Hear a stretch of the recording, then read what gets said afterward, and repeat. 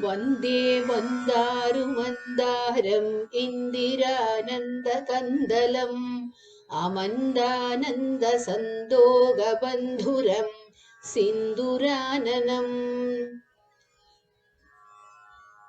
अङ्गं हरेः पुलकभूषणमाश्रयन्ती भृङ्गाङ्गनेव मुकुलाभरणं तमालम् अङ्गीकृताखिलविभूतिरपाङ्गलीला माङ्गल्यदास्तु मम मङ्गलदेवतायाः मुग्धा मुहुर्विदधति वदने मुरारेः प्रेमत्रपाप्रणिहितानि गतागतानि मालाधृशोर्मधुकरीव महोत्पलेया सा मे श्रियं दिशतु सागरसम्भवायाः आमीलिताक्षमधिगम्य मुदा मुकुन्दम् आनन्दकन्दमनिवेशमनङ्गतन्त्रम् आकेकरस्थितकनीनिकपक्ष्मनेत्रम् भूत्यै भवेन्मम भुजङ्गशयाङ्गनायाः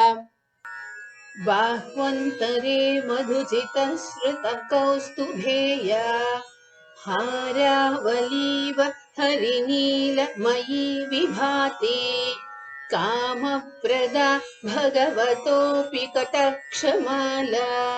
कल्याणमां वहतु मे कमलालयायाः कालाम्बुदारि ललितोरसिकैटभारेः धाराधरे स्फुरति या तडितङ्गनेव मातुः समस्तजगतां महनीयमूर्तिः भद्राणि मे दिशतु भार्गवनन्दनायाः प्राप्तं पदं प्रथमतः खलु यत्प्रभावान् माङ्गल्यभाजि मधुमातिनिक्मन्मथेन मय्यापदित्तदिह मन्थरमीक्षणार्धम्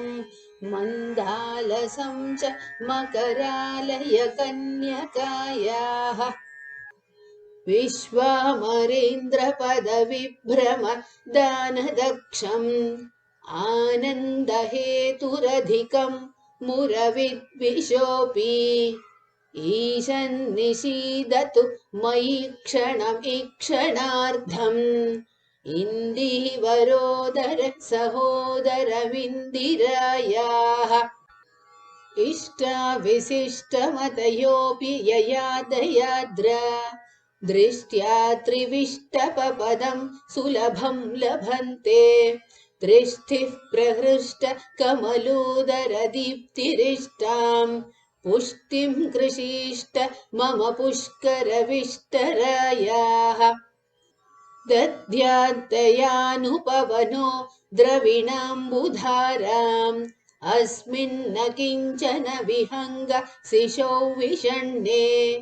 दुष्कर्म घर्ममपनीय चिराय दूरम् नारायण प्रणयिनि नयनाम्बुवाहः धीर्देवतेति गरुडध्वज सुन्दरीति शाकम्भरीति शशिशेखरवल्लभेति सृष्टिस्थितिप्रलयकेलिषु संस्थितायै तस्यै नमस्त्रिभुवनैक गुरोस्तरुण्यै श्रुत्यै नमोऽस्तु शुभकर्मफलप्रसूत्यै रत्यै नमोऽस्तु रमणीयगुणार्णवायै शक्त्यै नमोऽस्तु शतपत्रनिकेतनायै पुष्ट्यै नमोऽस्तु पुरुषोत्तमवल्लभायै नमोऽस्तु नालीकनिभाननायै नमोऽस्तु दुग्धोदधिजन्मभूम्यै नमोऽस्तु सोमामृतसोदरायै नमोऽस्तु नारायणवल्लभायै नमोऽस्तु हेमाम्बुजपीठिकायै नमोऽस्तु भूमण्डलनायिकायै नमोऽस्तु देवादिदयापरायै नमोऽस्तु शार्ङ्गायुधवल्लभायै नमोऽस्तु देव्यै भृगुनन्दनायै नमोऽस्तु विष्णोरुरसिस्थितायै नमोऽस्तु लक्ष्म्यै कमलालयायै नमोऽस्तु दामोदरवल्लभायै नमोऽस्तु कान्त्यै कमलेक्षणायै नमोऽस्तु भूत्यै भुवनप्रसूत्यै नमोऽस्तु देवाधिभिरर्चितायै नमोऽस्तु नन्दात्मजवल्लभायै सम्पत्कराणि सकलेन्द्रियनन्दनानि साम्राज्यदानविभवानि सरोरुहाक्षे त्वत्वन्दनानि दुरितोत्तरणोद्यतानि मामेव मातरणि संकलयन्तु मान्ये यत्कटाक्षसमुपासनाविधिः सेवकस्य सकलार्थसम्पदः सन्तनोति वचनाङ्गमानसैः त्वां मुरारि हृदयीश्वरीं भजे सरसिजनिलये सरोजहस्ते धवलतमांशुकगन्धमाल्यशोभे भगवति हरिवल्लभे मनोज्ञे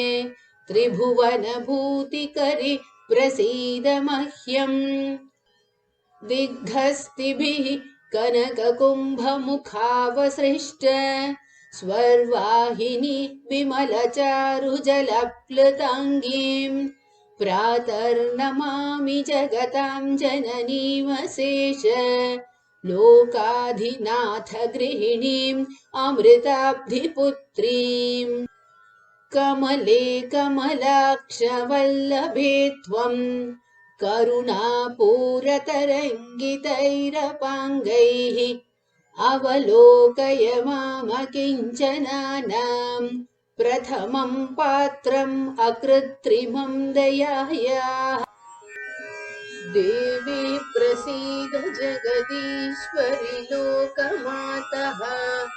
कल्याणगात्रि कमलेक्षण जीवनाथे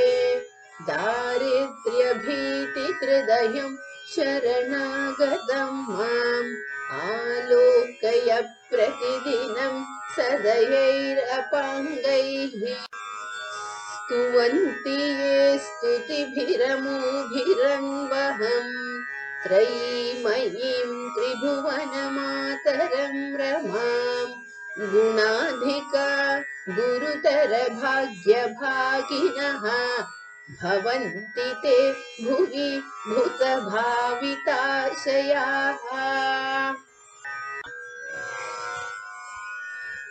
इति श्रीमत्शङ्कराचार्यकृतं श्रीकनकधारास्तोत्रं सम्पूर्णम्।